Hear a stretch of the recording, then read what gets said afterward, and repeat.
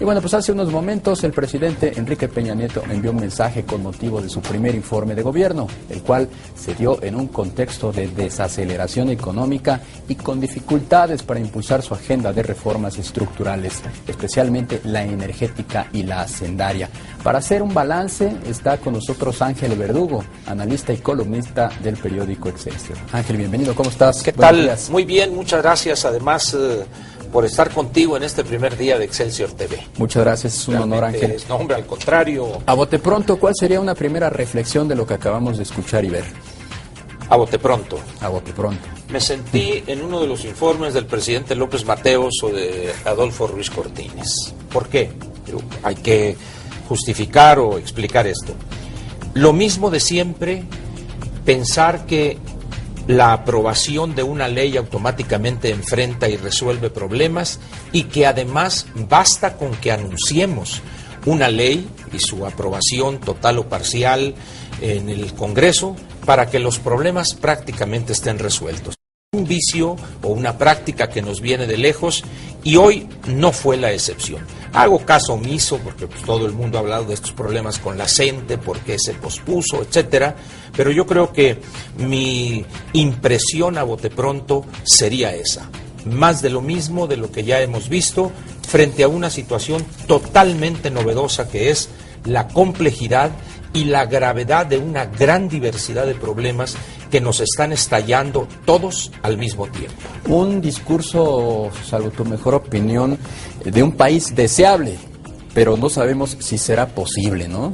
Fíjate, pones abundando en esto que señalé, hemos en los últimos quizá 15, 20 años hablado siempre de lo deseable, y decimos los qués, pero jamás tocamos los cómo y mucho menos en las condiciones actuales hablamos de ese aspecto que es determinante en la gobernación, el con qué.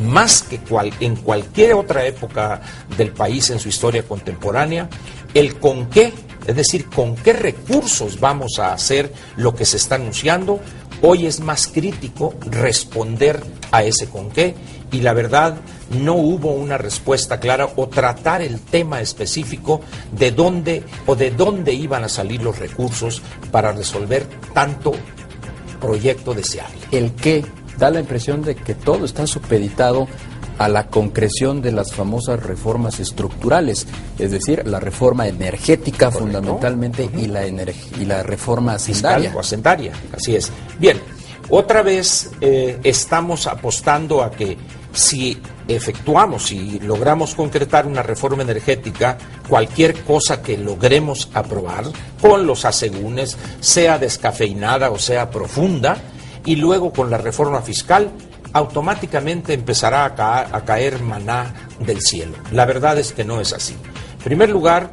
para que los efectos positivos en lo que se refiere a los ingresos del erario en materia fiscal va a tardar años. ¿Por qué? Porque tú tienes la misma estructura. Tú apruebas, vamos a suponer que el Congreso, en un acto casi de locura, apruebe la mejor reforma fiscal. Y la apruebe pasado mañana. IVA universal, eliminación que de no lo dudes, ¿eh? Así es. Lo vimos con la ley profesional de servicio profesional docente. Que elimines todos los gastos fiscales, etcétera. Todo lo haces, lo apruebas pasado mañana. O el jueves, porque el martes estamos ocupados. El jueves, muy bien. Pero para que los efectos positivos se vean de manera concreta, no solo en las arcas del erario, sino en la práctica diaria de los contribuyentes, mínimo nos va a llevar todo este gobierno. Por supuesto, en la reforma energética hacemos lo mismo, la mejor de las reformas, que se enoje Cuauhtémoc Cárdenas y todo, pero hacemos la mejor de las reformas, profunda, amplia, todo lo que podamos imaginarlos, como nos dicen neoliberales. Muy bien, pero para que llegue la primera compañía a perforar, a obtener los miles de millones de dólares que se requiere, puede pasarnos también una buena parte del sexenio. Sin embargo, Ángel, dicen los analistas financieros internacionales, dicen las corredurías, que el simple hecho de aprobar esas reformas estructurales mandan un mensaje positivo. Correcto, que de entrada ya genera un ambiente de negocios más propicio. Así es. Sin embargo, esto evidentemente es correcto. Tú especialista en esta cuestión de los mercados, sabes que funcionan en base a expectativas. Entonces, se aprueban esas reformas, entonces las expectativas se convierten quizá de neutras o de negativas a positivas. El problema está en la concreción de esas expectativas. Para empezar, los análisis técnicos, las perforaciones, obtener en los mercados internacionales los miles de millones de dólares y luego llegar aquí y empezar todo. Te pongo cuestiones colaterales sencillas. Derechos de vía para las carreteras que tengas que abrir, los problemas de las licitaciones. Es decir, estas cosas, ¿qué más quisiéramos? Que se concretaren casi de inmediato. Pero la realidad económica, y tu vida profesional ha estado alrededor de ella, sabes que no es automática. Evidentemente. Si bien acepto que las expectativas cambian de neutras o de negativas a positivas. Evidentemente hay una coincidencia de los expertos económicos, de los analistas financieros, de que no veremos pues un resultado inmediato en los próximos año o incluso año y medio. Sin embargo, pues las expectativas que tú puedas lanzar, claro, son muy positivas. Y definitivamente tendremos que ver cómo se amarran las leyes secundarias, porque una cosa es aprobar la ley, la reforma, y otra, las leyes secundarias. Te has de acordar, como dicen los clásicos, bueno, pero el diablo está en los detalles, ¿no? Pero como decía López Portillo también, hay que aplicar la ley del tamal, hay que amarrar abajo y hay que amarrar arriba.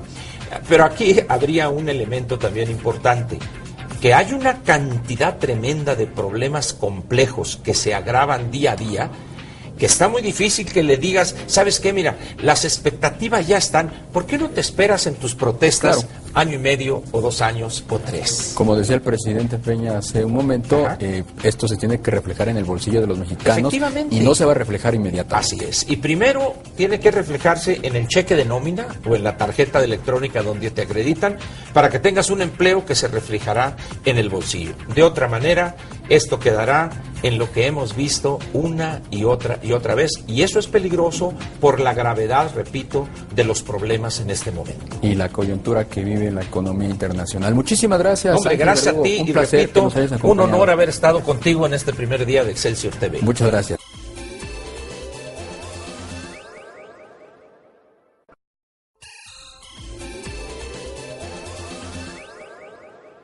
En otra información, Emilio Lozoya, el director general de Petróleos Mexicanos, aseguró que postergar la reforma energética hasta el año 2015 implicaría orillar al país a ser importador neto de energía y además se dejarían de generar 500,000 empleos. Los detalles los tiene Sofía Nava.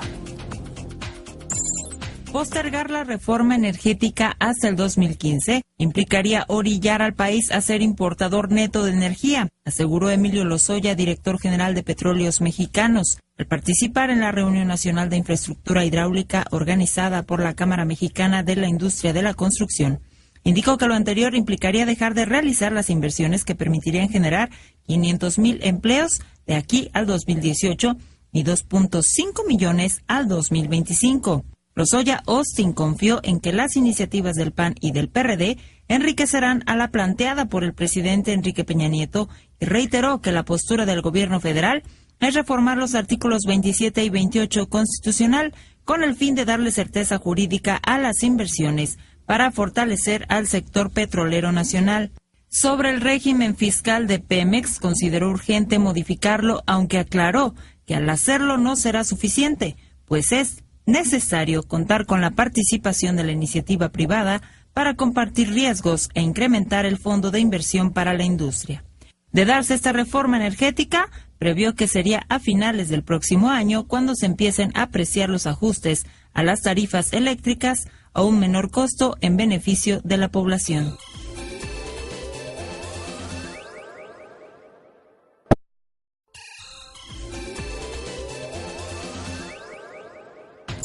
¿Sabía usted que hay ciberpiratas del cuerpo humano? El gobierno de los Estados Unidos ya aplicó marcaje personal a los fabricantes de aparatos médicos. Imagínese que le operen y le instalen un marcapasos o una válvula pirata. Para más detalles del tema, doy la bienvenida a nuestro colaborador en temas de propiedad intelectual, Héctor González Berlanga. Héctor, ¿cómo estás? Muchas gracias, Darío. Muy buenos días y muy buenos días al teleauditorio. Oye, pues ya es el colmo, ¿no? Es el colmo que haya piratería ya hasta en dispositivos médicos. ¿Tú te imaginas? No me lo imagino, la verdad. Están muy preocupados efectivamente en Estados Unidos porque hay una amenaza real que representan los ciberpiratas del cuerpo humano.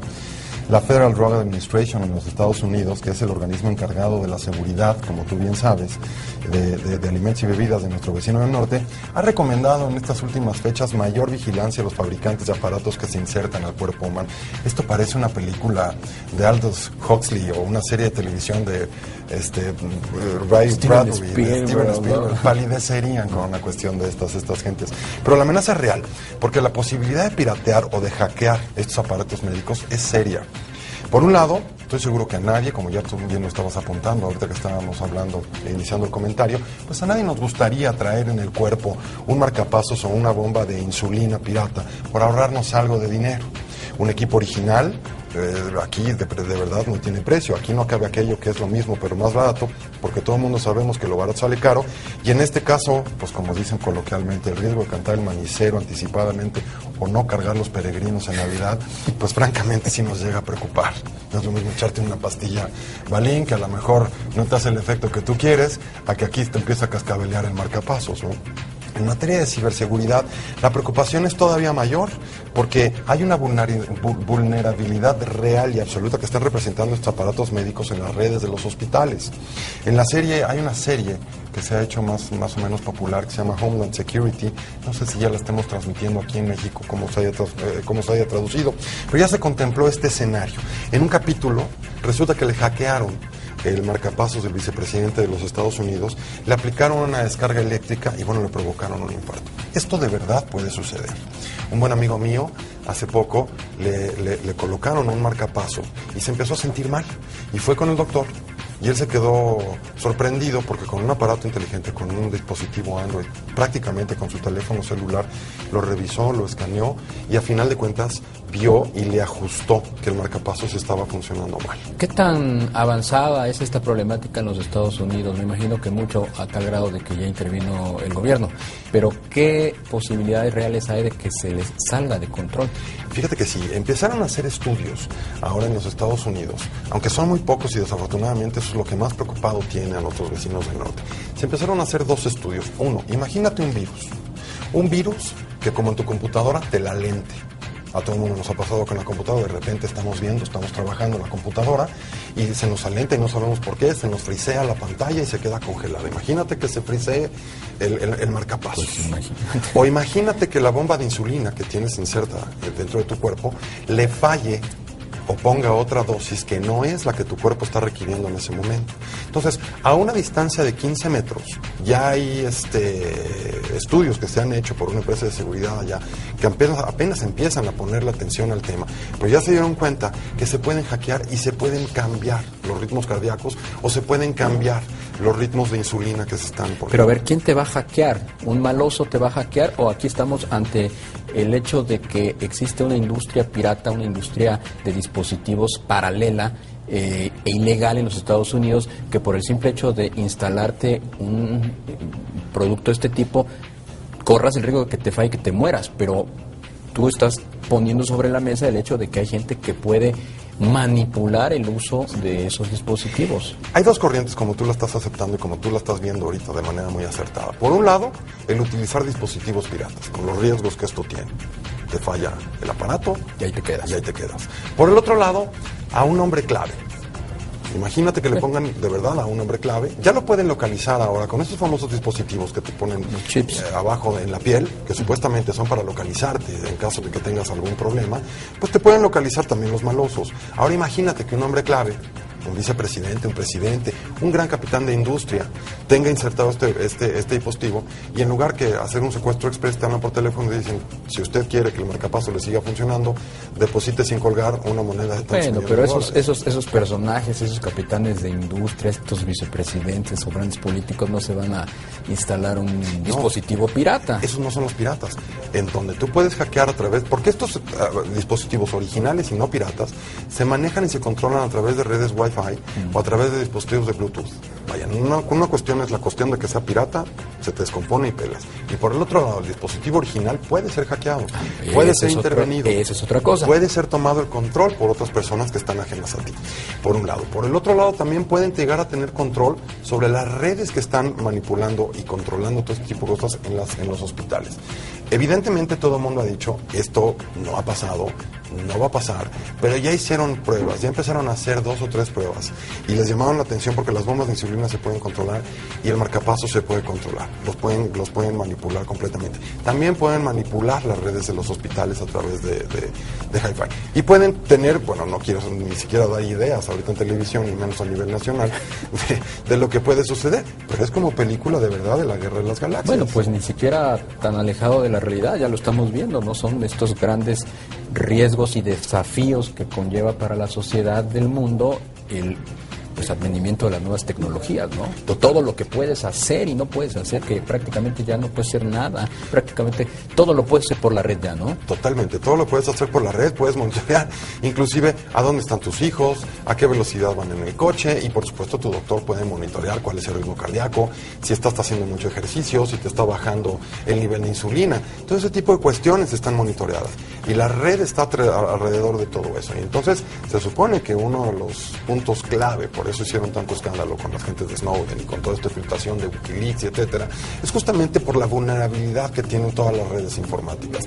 Ni siquiera la red del Pentágono se escapa a que haya sido hackeada. Entonces, por lo tanto, es muy difícil de controlar, casi imposible, que una red hospitalaria, que una red que está diseñada para tener otro tipo de cuestiones, otro tipo de controles, pues pueda ser hackeada por las gentes que están allá. Pero no hay vacuna, no hay blindaje al final del día para proteger en términos de propiedad industrial o intelectual pues una invención de este tipo. No, sí, desde luego, por supuesto que sí. ¿Sí lo puedes frenar? Sí, ¿Cómo? Sí, por supuesto que sí. Mira, al igual, todos los chips que tienen instalados todos los dispositivos electrónicos, bien sean medicamentos o no, bien sean cuestiones que tenemos insertas en el cuerpo, al igual que tu teléfono, son productos y son sujetos de protección a través de programas de cómputo, de software, a través de patentes sobre el hardware que se está haciendo, a través de todos los mecanismos de propiedad industrial que tenemos. O sea, sí es sujeto de patente, sí es sujeto de protección de copyright, por ejemplo, de los derechos de autor, sí por supuesto que los puedes proteger.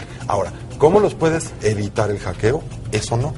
Eso sí es prácticamente imposible, pero porque no es una cuestión legal. Y justamente esa es la discusión que se está teniendo ahorita, que se le está poniendo muy poca atención a todo este tipo de hackeos. Y el principal hackeo que se dio fue, que todo el mundo lo vimos, cuando empezaron a filtrarse informaciones confidenciales de los gobiernos a través de Wikileaks y etcétera. Entonces, sabiendo que se pueden infiltrar este tipo de informaciones, también saben que se pueden infiltrar y se pueden modificar y pueden controlar. ¿Tú te imaginas el poder que puede llegar a tener una persona que controle los dispositivos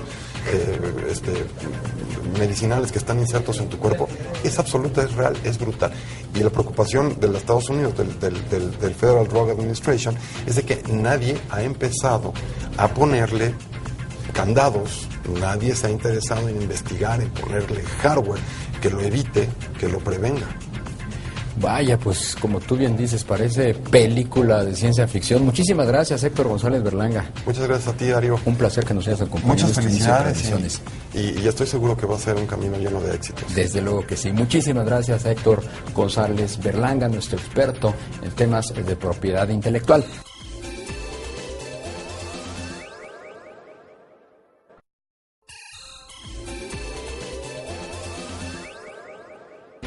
Fíjese que la Fundación de Acciones Preferentes que controla a la firma holandesa de telecomunicaciones KPN intenta bloquear la venta de la compañía a América Móvil del magnate Carlos Slim. Veamos los detalles a continuación. La Fundación de Acciones Preferentes que controla la firma holandesa de telecomunicaciones KPN intenta bloquear la venta de la compañía a América Móvil como un intento de presionar a la firma de Carlos Slim a que mejore su oferta de casi 7.200 millones de euros. A inicios de este mes, la empresa mexicana lanzó una oferta para adquirir el 100% de las acciones de la compañía holandesa a un precio de 2.40 euros. Por su parte, la española Telefónica también aumentó su oferta para ganar la aprobación de América Móvil, que ahora ostenta el 29.77% de las acciones de la firma holandesa. El viernes pasado, la firma de Carlos Slim aseguró en un comunicado que podría abandonar su oferta si la fundación de KPN mantiene su oposición al ofrecimiento que lanzó. Si existiera una mejora en la oferta, podría rondar entre los 2.5 a 3 euros por acción, pero algunos especialistas han señalado que América Móvil no aumentará su postura original ante este tipo de transacciones. Finalmente, la Fundación de Acciones Preferentes de KPN acusó a la mexicana y rechazaron la hostil y en contra de los intereses de los accionistas y trabajadores de la firma holandesa.